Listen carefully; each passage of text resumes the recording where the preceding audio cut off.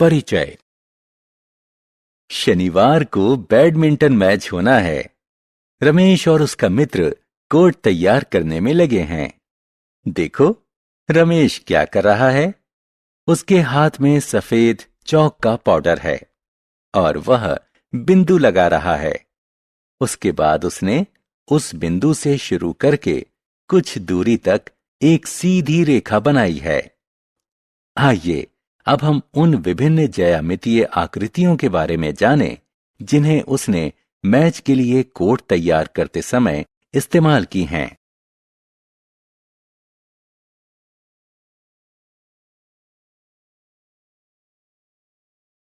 उद्देश्य।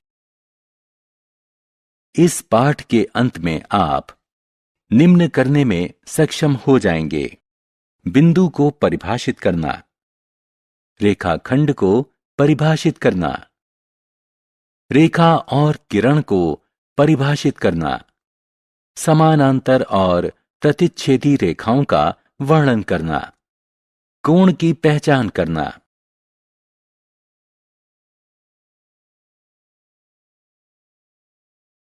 बिंदु।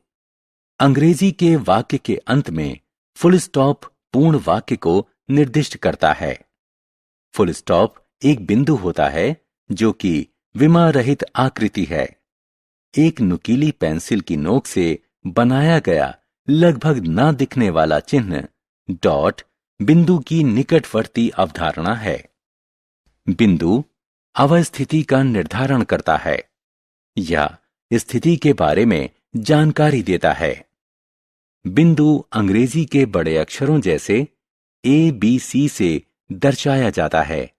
ये बिंदु A, बिंदु B और बिंदु C के रूप में पढ़े जाते हैं। रात में आकाश में दिखने वाले तारे बिंदु के प्राकृतिक उदाहरण हैं।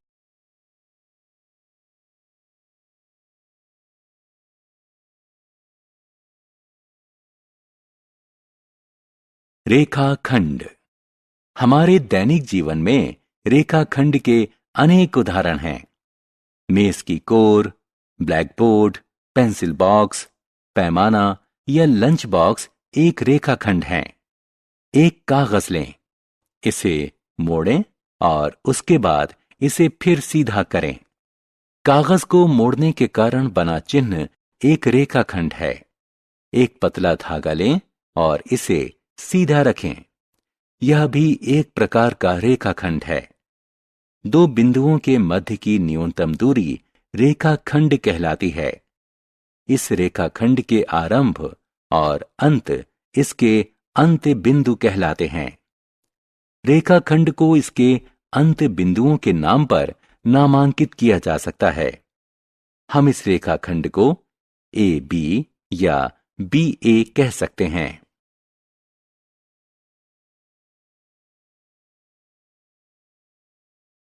रेखा।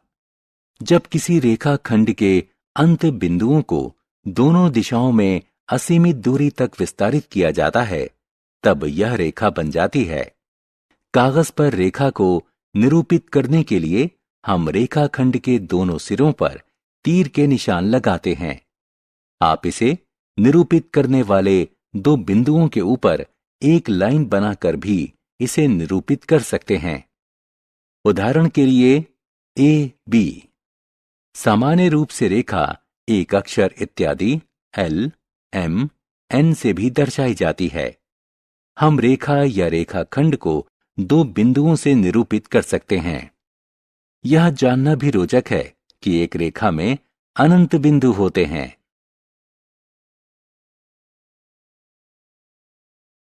प्रतिच्छेदी रेखाएं। चित्र को देखें। जब दो रेखाएं एक बिंदु से होकर गुजरती हैं, तो उन्हें हम प्रतिच्छेदी रेखाएं कहते हैं। दो रेखाएं L1 और L2 एक बिंदु से होकर गुजरती हैं, तो L1 और L2 प्रतिच्छेदी रेखाएं और P प्रतिच्छेदन बिंदु कहलाता है। हम प्रतिच्छेदी रेखाओं को एक उभयनिष्ठ बिंदु वाली दो रेखाओं के रूप में भी परिभाषित कर सकते हैं। आपके पास प्रतिच्छेदी रेखाओं के अनेक उदाहरण हैं।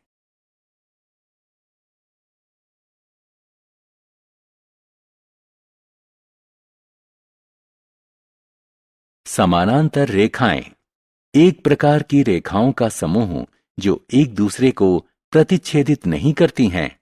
ऐसी रेखाएं जो कभी नहीं मिलती हैं, समानांतर रेखाएं कहलाती हैं। इन दोनों रेखाओं के मध्य की दूरी सदैव समान रहती है। यहां दो रेखाएं L और M हैं, जो एक दूसरे को प्रतिच्छेदित नहीं करती हैं, इसलिए वे समानांतर रेखाएं हैं। हमारे दैनिक जीवन में समानांतर रेखाओं के उदाहरण हैं सड़क के किनारे, रेल की पटरियां, पुस्तक की कोरें।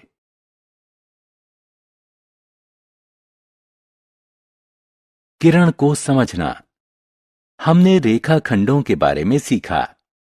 क्या होगा यदि हम एक अंत्य बिंदु स्थिर रखें और दूसरे अंत्य बिंदु को विस्तारित करें? इस प्रकार निर्मित आकृति का कोई नाम क्या होगा? हां, इसे किरण कहते हैं। आप इसे सूर्य की किरण मान सकते हैं। ज्यामितीय रूप से हम इस स्थिर बिंदु को मूल बिंदु यानी प्रारंभिक बिंदु और इसके विस्तार को यात्रा की दिशा कहते हैं। हम किरण को भी दो बिंदुओं, प्रारंभिक बिंदु और तीर से पहले दूसरा बिंदु के रूप में निरूपित कर सकते हैं। कोण। आइए अब हम कोण के बारे में जानें। अलमारी या बक्से का खुला हुआ दरवाजा एक कोण बनाता है। गणितीय भाषा में जब दो किरणें एक उभयनिष्ठ बिंदु से शुरू होती हैं, तब हम कह सकते हैं कि एक कोण का निर्माण हुआ है।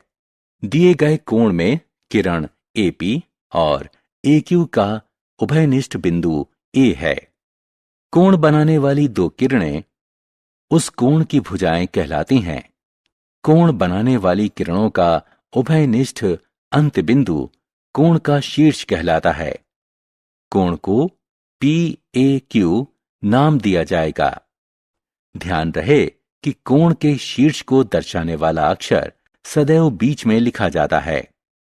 दिखाए गए चित्र में कोण का आंतरिक और बाह्य भाग अलग अलग रंगों से दर्शाया गया है।